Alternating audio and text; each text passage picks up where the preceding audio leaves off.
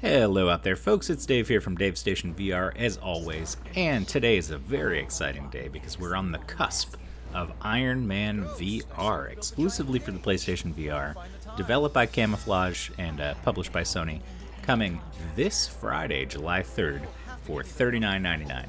I just want to give a quick shout out to Sony for providing me with a review code for this so I can give you guys a preview ahead of launch, and let's dive into it. I've got some thoughts. Now, I really doubt Iron Man needs much introduction. You are the egotistical billionaire gadget genius Tony Stark, who has decided to throw away his weapons industry ties and focus on saving the world. He's not going to hurt anybody anymore, and he's going to be a real good guy.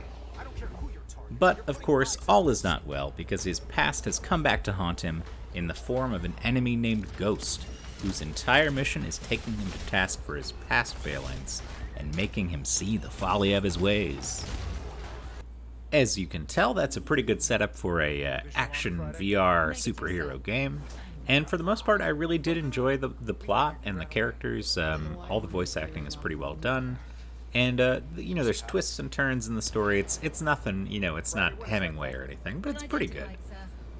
And delightfully enough, the campaign here will probably take you about 7 to 8 hours to get through. On top of that, there are a bunch of time trials, combat missions, and once you beat the game, there's a post-game survival mode.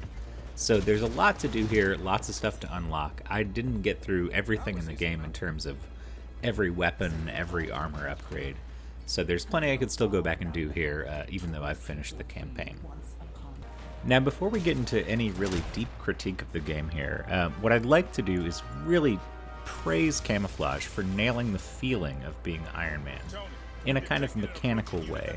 At first, you'll start the game out feeling like an Iron Man who doesn't know how to use his suit that well. And there's some precedent for that in Marvel Comics, and it's kind of fun. You're bumping into walls and you're like, ah, shit, I'll get the hang of this one day. And eventually, by the end of the game, you really do feel like you've got a mastery of this suit that you're in control of.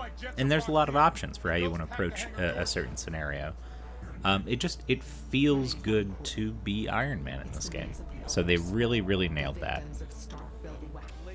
Now, I've said a lot of positive things about this game so far, but I want to be clear right now. This is not the killer app, system seller, slam dunk that we thought it might be. And I have a lot of reasons why it's not, and that's what I want to talk to you about now.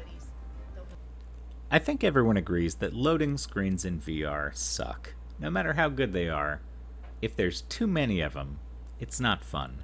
You feel like you're trapped, and you're just at the whim of this game to load eventually, while you stand there in darkness, and you can't even look at your phone. This game is bad about loading. Very, very bad about loading, guys. Imagine a 2-minute loading screen followed by a man standing in darkness speaking to himself, which seems like a loading screen, and then you pop into an area where you're there for 2 or 3 minutes, and then you have to get to another loading screen. It's constant, and it's very, very troublesome. This is a game that would benefit so much from the PS5, I can't even tell you. The loading times are a real pain in the ass.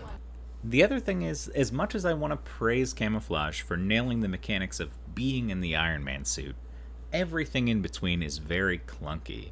So you've got a lot of really disjointed VR interactions that feel like they're from launch titles, like first-gen VR games.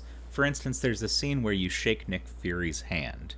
You reach out to shake his hand, and instead of having an animation for you shaking his hand, it fades to black. And then it fades back into a scene where you're not shaking his hand anymore. And really, a good 50% of the game is spent in sections where you are really just using point-to-point teleport. You're in an area, you're not in the Iron Man suit, but you're going through a story segment, and say you're in Tony Stark's house, or you're on Nick Fury's plane, or whatever it is. Basically, you just teleport from point to point, and it's really kind of underwhelming. It's something that seems like I said, a holdover from very early VR development.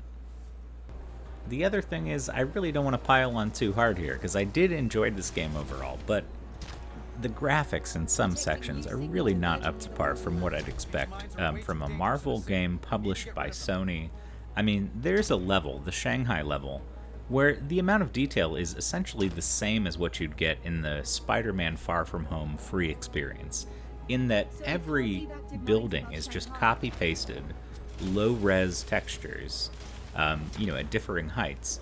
And there's no feeling of like you're in a city. It feels very janky and under budgeted for some reason in some sections, because like the environment design is just, like I said, low res, often very uninspired, unexciting.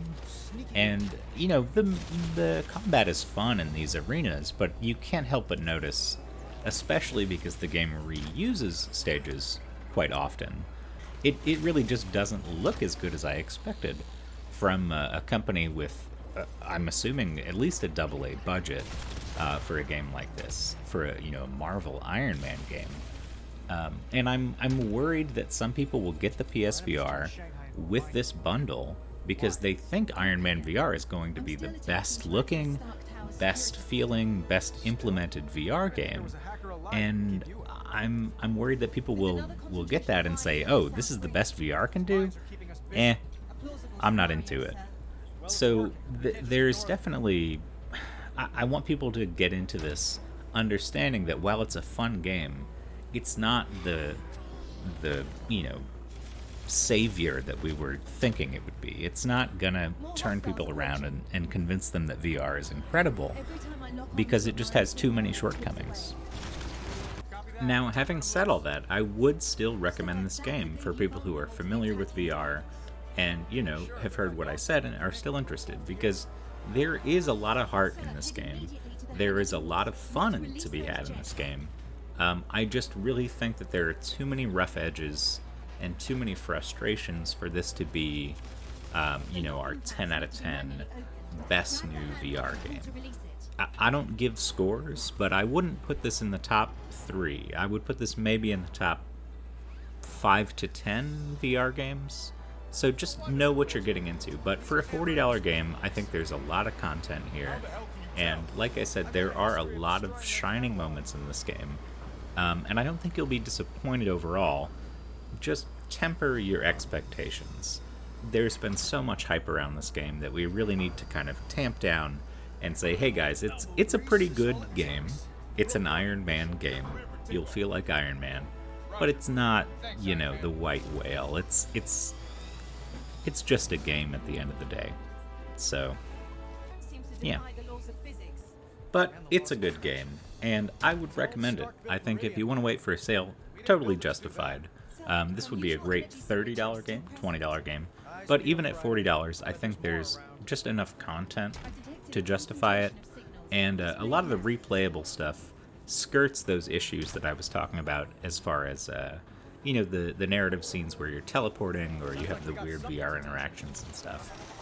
If you just want to play as Iron Man, you could do a ton after you beat the game here. So I think it's a good value and it's a good game. It's just know what you're getting. And that's all I gotta say. Thank you for listening. It's Dave from Dave Station VR. Thanks again to Sony for providing a review code for this one, and I will catch you guys next time around. Have a good rest of your day.